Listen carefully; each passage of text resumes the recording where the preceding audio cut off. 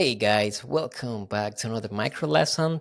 And on today's lesson, we are going to be looking at 5 different approaches that you can take to improve conversions rate on a website just using the hero, or actually improving the hero section of the homepage or any landing page to be able to increase conversions. And if you are new to conversion rates, this pretty much means the number of people that come from your web to your website as visitors who are converting to becoming clients or are becoming leads. Normally, sometimes you will see numbers of 3%, 2%, but it depends on the size of your company. At 2% optimization might mean quite a lot of new thousands of dollars coming in your way. So let's head over to Figma so that we can take a look at this. Fantastic. So now that we're in Figma, let's take a look at what your almost every hero of a website looks like. So we've got our navigation with the different links that we want to send them to. We have our navigation CTA. Then we have our head one tag or title. Then we have a brief description of the business. Then we got another call to action. And then we have a secondary call to action. So this works really well. For some time, this is what we did use at Flow Canvas website. But then there are a couple of things that we can do to enhance this to make sure that people are more likely to move forward to the next step. And that's where we come to this one here. So on this one, what you will notice that I did is that I added this here. And this allowed me to be able to tell the user who we pretty much work with. And for us, we mainly work with SaaS companies, software as a service, and this is who we wanted to target the most with our landing page.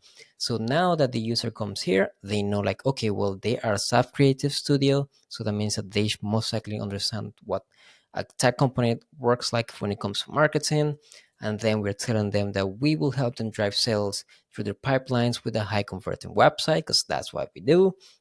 And then we are saying that um, if they have a strong product market fit or a strong product, then getting a high converting website will help them increase sales their way. And then we have our call to actions here that we're keeping just like that as we had it in the other one. But now let's think about things moving things forward a little bit even more. Because if you think about it here, we have something that is not consistent, and is this call to action and this call to action. So the more messages we try to tell someone, the more complicated things get, and the less likely someone is going to move forward to the next step. So what we need to do now is that we need to make sure that we are saying a consistent message, and that message is schedule a call. So now, if you see on this version here, we do have the tag here of who we work with. We have our heading, we have our tags, we have our call to actions here, but we also have the same message right here. So either way here on the other one is like get started to do what? Like get started to hire us for a design, get started for what? And in this one, it is quite clear that the next step for them to do is to schedule a call with me.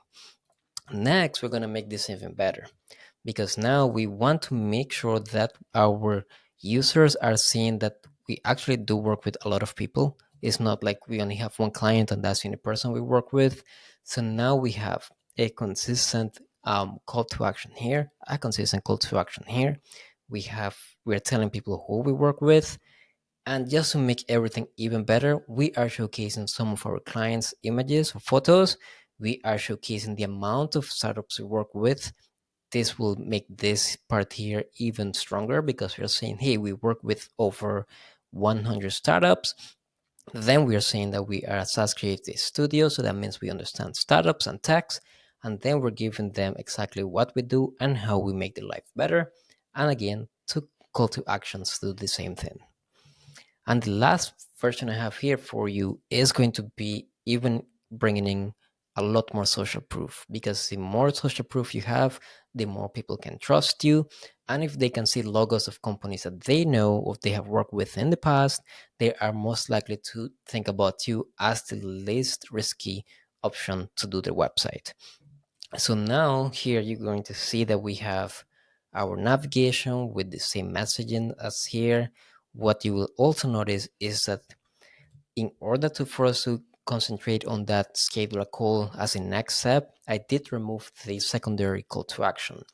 The reason for it is that I did not want to have them think about which one to click on. I just want them to click on one, and that is to schedule a call. Below this, I'm adding again that I have worked with over 100 businesses, but now I'm also sharing their logos. And companies like this are well known, like Terramine is well known, The Loop is well known, Beerpo is a big agency in the US, Royal Coffee Roasting is another big company or a coffee shop in the US.